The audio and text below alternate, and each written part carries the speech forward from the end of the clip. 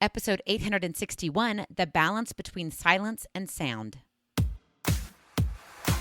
It's time to train for life and love your journey. In this episode of Create Your Now, Your Best Selfie, you'll learn new ways to rediscover, rejuvenate, and renew your mind, body, and spirit.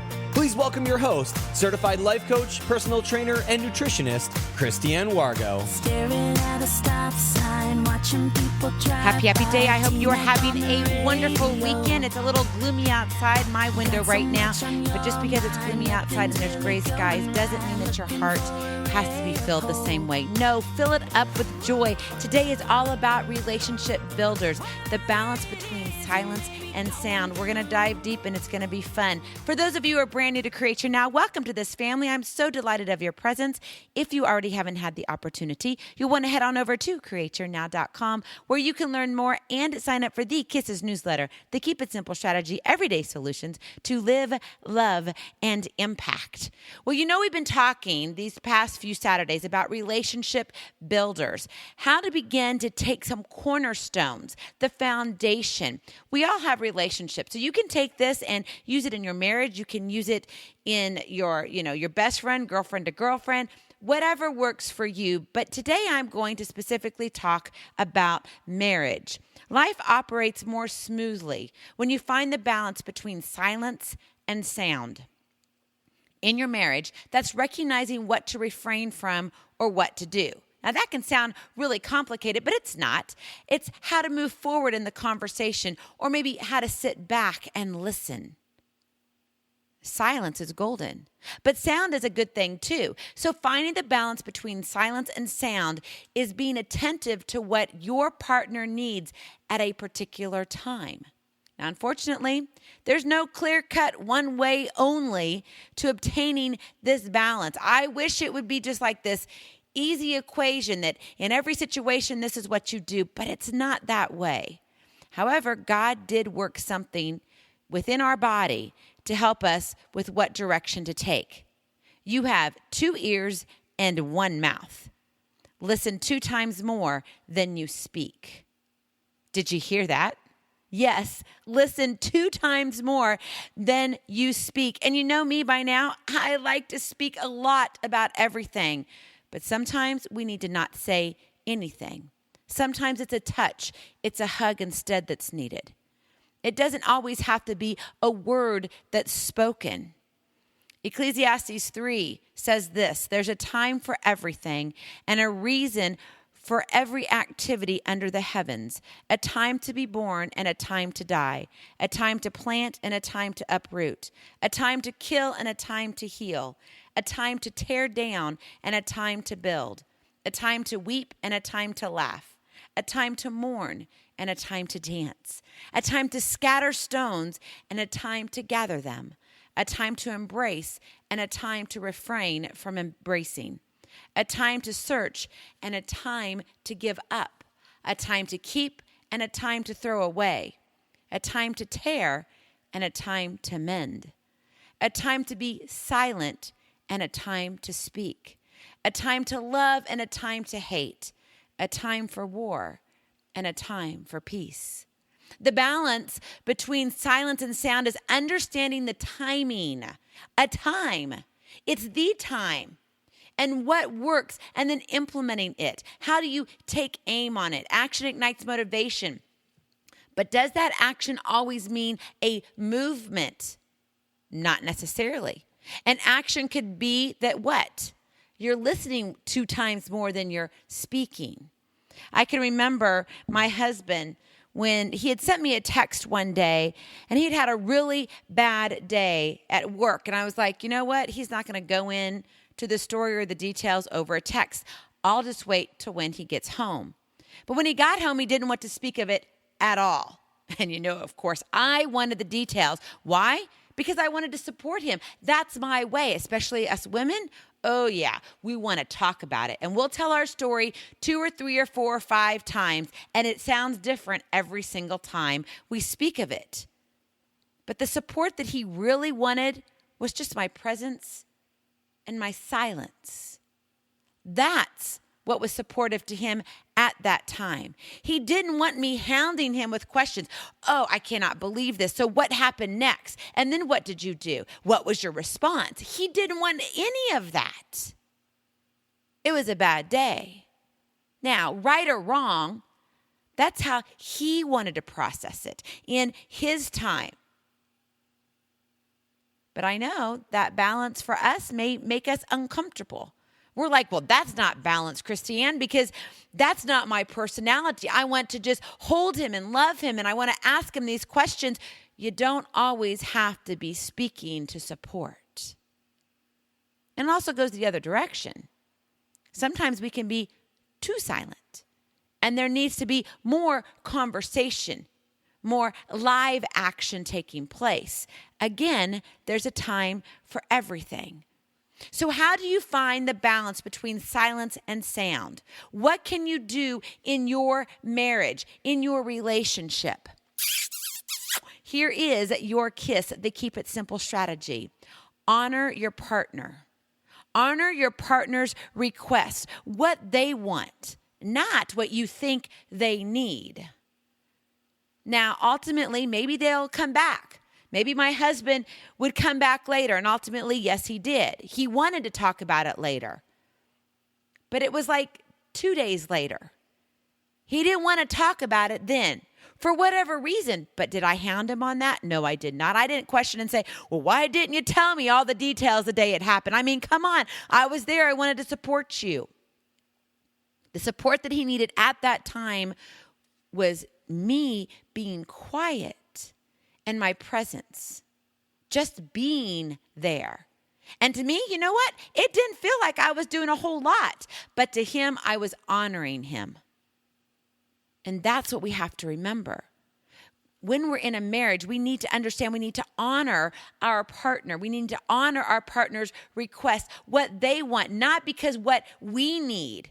Maybe, yeah, that's what we want when we're hurting. We want to come home after work when we've had a bad day, and we want to spill and vomit the whole day on everybody. And we want to retell the story 3 different times because that's how we process it. And that's great for you. And husbands, if you're listening, maybe your wife is like that. Maybe you need to take heart to that and say, okay, the way she needs me to honor her is to sit back and listen and let her vomit her day all over me. You don't have to have the answer all the time in your marriage when it comes to how situations come up. But when you follow through with honoring, you'll win every single time. I know we like to impose ourselves on what our spouse needs based on our own experiences, our own reflections, even our personality wants to jump out. But again, that's not honoring your spouse. So what does honor look like? Number 1, it's being respectful. Be respectful. You were respectful when you were dating. What happened after you said we do? If you're not sure about that episode, go back to last Saturday's episode. That is episode number, I will have it in your show notes, 854, Move from Me to We. And I talk about the we do. It's not about I, it's about we. You're a couple now. And you're joined in one with Christ. You have the connection, the Trinity, the husband, the wife, and God. So to honor your spouse, you have to be respectful. You were when you were dating. Why would you stop now? All of a sudden, you say we do, and you've been married for 9 years, and you think you know it all. Well, you probably don't. I've been married now almost 24 years, and I know I don't know it all. I do know a lot. Yes, I do, and my husband does recognize that. But I also know that there's a time for everything. And it's not about putting me on the pedestal saying, ha, I got this one, babe, and I told you so. It's not that. It's all about honor. So be respectful. Number 2, stay supportive and calm. Women, sometimes we can drum up the drama and not realize we're doing it. By the questions we ask, the tone of our voice. Oh, that's it for me, man. That tone, ooh. And my husband will call me out on it, sweetly, lovingly. But he says, hon, are you listening to yourself? And sometimes it's just my excitement and I get passionate and I get a little louder and I want to just talk even more. And he's like, I said, no, I can't handle that, babe. I need you to be supportive and I need you to be calm. And sometimes that means don't talk to me. And maybe that used to bother me. No, it did used to bother me. Not anymore. I understand why. But we've communicated with each other to understand that. That's building a strong foundation. That's a relationship builder. It's a cornerstone. Honor your partner. And number 3, love unconditionally. You know, when we are allowing our own life to impede on somebody else's, we are not honoring them. Yes, we may have more knowledge based on our experiences or our education or how we were raised, but does that necessarily mean that I'm 100% right? No, it doesn't. Does that mean that then my husband is 100% wrong? No, it doesn't. You have to what? Find the balance between silence and sound. You have to love unconditionally. When you wrap up respect and calmness and love, you have honor. And then you can begin to actually take the next steps together as a couple as each situation unfolds. And always remember, there's 2 ears and 1 mouth. Listen 2 times more than you speak. Maybe you want some help with this. You'd like me to come beside you. I have a complimentary coaching call just for you. Click on the link, Take Aim, and that will begin our conversation. We'll set up and actually have a phone conversation between you and me specific to your situation. Click on that link. I would love and would be honored and privileged to come and help you with that next step, where you are in your relationship. Maybe where you're struggling. Maybe you just need to talk it out. You need someone who is emotionally removed from the situation. Maybe you need someone just to be calm. I'm here for you. You can find the balance between silence and sound, but it's going to take work. It's going to take that energy, and you've got to be attentive and very intentional. I love those words, attentiveness and intentional. When you add that into your life's equation within your marriage, there's something about it that just goes, and those bars get bigger and bigger and bigger. You know, you look on your phone and you want to have like that, I don't know, what is it now? The biggest thing is LTE or whatever the connection is. I don't know. You tech wizards out there can correct me. But you want all those bars, right?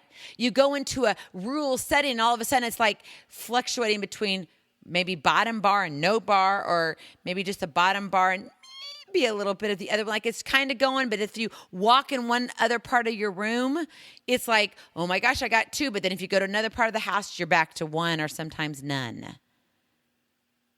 You got to begin to set these cornerstones in your marriage. You want to build a great relationship. Be sure you honor your partner. Honor your spouse. God honors you. He created you. So you in turn need to be the same to your spouse and honor them. God created your spouse for you. I'm not telling you your life is going to be perfect if you can figure this out. It's not. But it will be better. And you will continue to grow and deepen in your relationship as a couple. And that is when the magic happens. You let God come into the situation, and there you have it. Go out today. This is my challenge for you. Take this kiss honor. And it may be something simple. Maybe it's fixing dinner. Maybe you're like, I don't know what to cook tonight. Why don't you honor your husband, honor your spouse, and say, what would you like to eat? What's on your mind? And if you don't have it and it's in the budget, then go run to the grocery store real quick and pick up exactly what you need. Don't overextend yourself, and come home and fix a meal. Exactly the way they like it. It's amazing what something as simple as that can bring a couple closer together. That's honoring. You're absolutely incredible. I love you so very much. Make today count for something more than just waking up. God has your story written. It's your time to live it out. I love you so very much. I cannot wait to see you on the other side. Blessings, love, and lots of hugs. We'll talk to you real soon. Bye-bye. Feeling inspired, ready to train for life and love your journey? Visit createyournow.com for more incredible resources to help you along the way. We'll see you next time on Create Your Now, Your Best Selfie. And remember, always be sure you consult your physician before beginning any health and fitness plan.